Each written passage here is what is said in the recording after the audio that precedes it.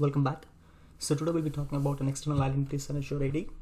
So basically the external identities is a set of capabilities that enables organizations to secure and manage any external user, including customers and partners. So you can see we have two different external identities here. So the first one is B2B collaboration. Where is my cursor? So we have B2B collaboration as well as B2C collaboration. So if you talk about B2B, it's nothing but business to business, whereas B2C is business to consumer. So this is what difference between these two are. Whereas in B2B, you can see we can collaborate with partners, vendors, suppliers, or other collaborators, and they can get access to our Azure AD and work on that. Whereas B2C, it's about consumers of our published applications. So this is the basic difference between these two. And coming to B2B, we have the other one as well, like B2B collaboration as well as B2B direct connect. Whereas if you talk about collaborating with external users by letting them use their preferred identities to sign in to your Microsoft applications. Whereas B2B direct connect, it is used to establish a mutual two-way trust with another Azure AD organization for seamless collaboration.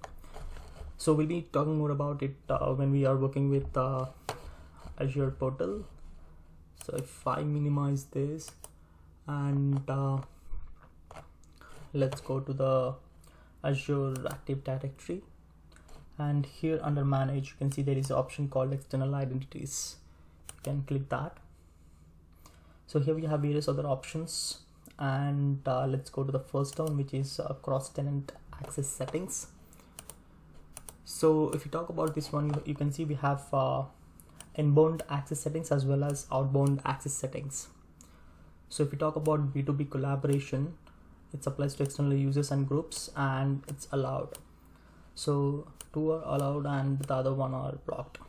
So basically if you talk about the first one, which is applies to external users and groups, so it determines what people in other Azure AD organizations can be granted access to resources in your organizations as guests.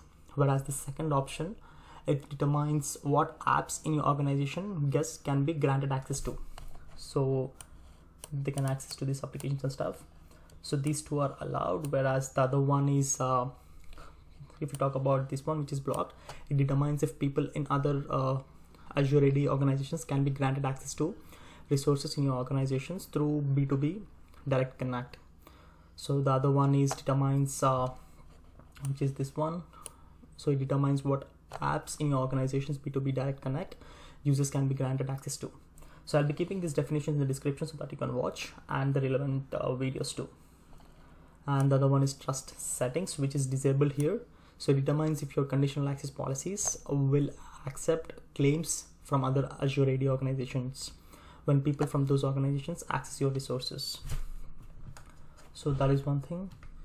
And if you talk about outbound access settings, so coming to the first one, so similarly it's the same way. So the first one, it determines which user in your organization can be granted access to the resources in the other Azure AD organizations as guests. So that is the first one. And coming to the second one, which is allowed, so it determines what applications in other Azure AD organizations your users can be granted access to as guests.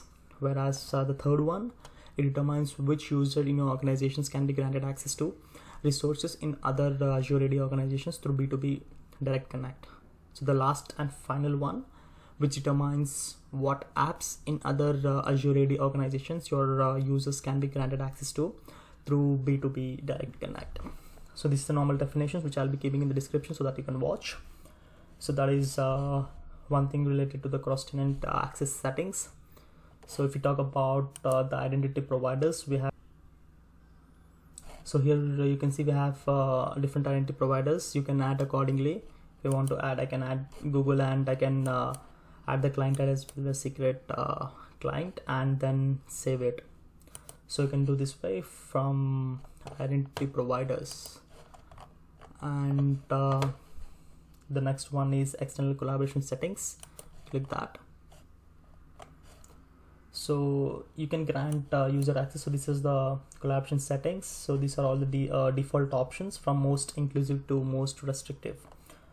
So you can see for the guest user access, the default one is guest users have limited access to properties and membership of the directory objects. Whereas for invite settings, anyone in the organizations can invite guest users, including the guests and non-admin most inclusive. This is the one, and this is no in this case. Coming to collaborative restrictions, allow invitations to send to any domain. So right now it is no. Let's see the other options here. So if we talk about self-service sign up, whereas user can sign by himself. So if we talk about custom attributes, so you can see we don't have any options here. We can't add anything. So everything is restrictive in this case. So this is because of this particular enable guest self-service sign up via user flows. We have kept no, that is the reason all the options are nullified. So in this case you have to just click yes, by which you can see the options which have been which we can't access. So just click yes and just save it. So this is apart from, so the lab is limited to this particular settings, but I'm trying to explain you some other stuff as well. So once you click yes here, these options will be opened for you. So if you click here, right now you can see you can add the custom user attributes, the attributes that the user can enter whenever he's signing up. So these are the default one that he need to use. However, you can use a custom attribute. Right now you can see these are all the built-in attributes. So you have to just click add, and you can give the name of the attribute. Let's say right now you can add as a salary. So I just want to get the salary information from the user as well. So I'll be using salary here, and the type will be integer, and I can add the description as well, so that I can get the info, like so that the client can understand what we are talking about salary and stuff. So saying that, I'm not creating it. However, you can do that. So I'm just clicking OK, and we have API connectors too. So right now we'll be moving with the user flows. So in this case, you have to click new user flow. Click that, and coming to here, you have to give the name. So let me give a name called sign up. And identity providers, you can see here we have directory sign up, and you can add this one as well based on your needs. So since right now we can only see two here because we have not set up, I guess. Let me go back here. If you check all identity providers, we only have this one. You can see Azure Active Directory, Microsoft account, and one-time pass. We have not added the other ones. So if you add them, you can also see here when you are creating the user flows, like Google, Facebook, and other identity providers. Since we have not kept them, like we are not able to access them. So that is one thing. So let me go with the default one, sign up, and I'll be adding Microsoft as well. And here you can see we have the options, given name, surname, city, and so on that we have seen. So these are the different options which are there. So you can add the relevant one that is required in this case. So you can just click the relevant one, the checkbox, and then click OK. So that will be done for you. Right now I'm just leaving it default though. Let me create it.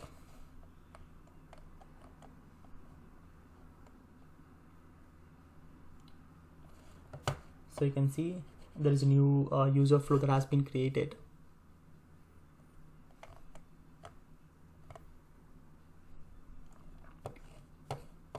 So if we click this one,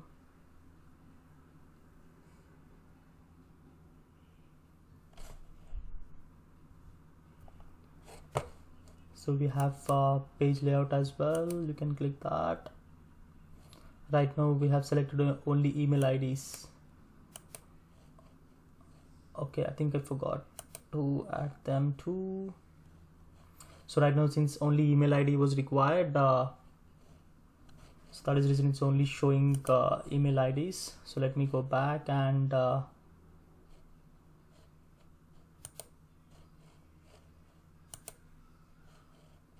user flows. Let me delete this one and let me add few more. So let me add the custom as well. Let me say as a salary, and it will be an int. Okay, I'm just leaving. I'll say your salary and click create. It will be done, and meanwhile I'll go here and just add one more. I would say sign up. I'll add this one, and I'll add this one. And if I see here, I have an option called salary, and you can see the description here as well. So I'll add this. So I would like to get the information about given name and the city that he belongs to and the country, and let's say I need his address as well. So I'll just click OK and create. So it's done. If I go back here and if I go back to the page layouts, now you can see we have the different options that we have selected before. So you can change accordingly. Like right now the initial one is email ID, so you can make the given name as the first one. Like you just need to move up, which will be done for you. So once the user gives his name, he can give his email ID and so on. So this is how you can select the layout based on your preferences. So, and you can save it. So once this is done, the next one is you have to create the application to the self-service sign up. So here under use, you can see there is a section called applications. So click that, and here you have to add an application. So using this application, the users can sign in to your Azure Active Directory. So this application is a medium for that. So if I click, so in this case you have to just click an application and select it. So this will complete the procedure for adding self-service sign up user flows. And using this application, the users can sign up by using these particular attributes that we have selected. So this is how you have to do that. And so we have went far from the lab today. So the lab was only restricted to this one, external collaboration settings. So yes, I hope you guys have understood the concept of today's video, and I'll be keeping the relevant videos in the description for you to watch. And if you've liked the video, please click the like button below, and if you're not subscribed to my channel, please do subscribe to my channel and please share the video. Thanks everyone.